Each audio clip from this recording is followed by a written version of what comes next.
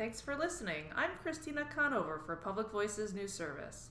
As we reflect on recent events, I'm joined by Paula Miller, a senior fellow and national security expert at the Institute for Public Policy Advances, to join me for a conversation about the top national security issues of the day. She says national security standards are correcting a lie that we have told Americans, that we are a relatively safe nation. Paula Miller joins me in the studio to talk about this and other issues. Paula, welcome. Thank you, Christina. It's a pleasure to be here. Paula, you've studied United States national security for the last 20 years. You work with and know dozens of people who work in national security in our national and state governments.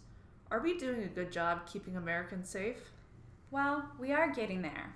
Having said that, it's so important to recognize that all the different forces unleashed around the world, particularly forces unleashed as a result of our going into the Iraq War, have multiplied the kinds of threats we face, including these lone wolves who are inspired by ISIS to carry out acts, even if they haven't trained overseas or done anything other than go online.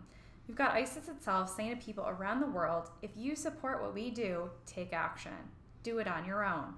So clearly, that kind of individual behavior could make us far less safe. Well then, what is America doing to increase national security for our citizens?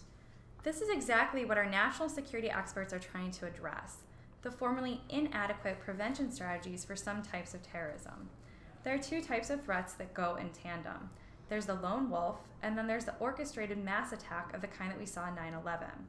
If we worry only about the lone wolves, we will take our eye off the ball against the possibility of a more concerted attack.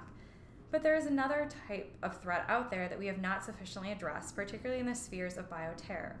If anything, that threat has been enhanced by advances in science over the last 15 years that make that kind of weaponized attack much easier. Many are saying the steps that the government has taken to increase national security haven't accomplished enough. How would you respond? Insofar as we're talking about defensive security measures, then we are accomplishing a lot. There are visible things, aviation security, what TSA does, and all the fences, the guards, that sort of stuff. But that's only one major component of what determines whether we are under greater or lesser threat from terrorism. Another is everything else we do of the more offensive sort in counterterrorism, the diplomacy, the financial controls, the intelligence, and military action as well. And there, I think, the record is more mixed. We talk about the drone strikes, for example, where on the one hand, bad guys have been taken out of commission. On the other hand, we've inflamed emotions and bred even more potential terrorists because of the anger over civilian casualties. One of the direct results of this was the formation and emergence of the group that we now know as ISIS. This is the group we worry about the most. Paula, another hot topic in national security right now is the idea of how we negotiate people feeling inconvenienced in light of increased security measures. For example, the airlines have taken extra security steps, but many complain about long waits at the airport. What do you think? Is this something airlines should take seriously? This is a dilemma that TSA faces. If you're too careful, everybody complains that you're bureaucratic and you're stupid and you're slow, and then if you ease things up a bit, they complain that you weren't careful enough. Just to shift the question a little bit, you can imagine what the criticism will be like if somebody blows up a large ferry boat, which has more passengers on it than the typical airliner. There's really no security measures there. Why don't we check people getting on ferries? The answer is that Al-Qaeda used airlines, and we tend to really batten down the hatches based on what happened yesterday, not necessarily on what's likely to happen the day after tomorrow. We as Americans have increasingly lost faith in national security in the United States. Do you think it's possible to win back the trust of the American people on this issue?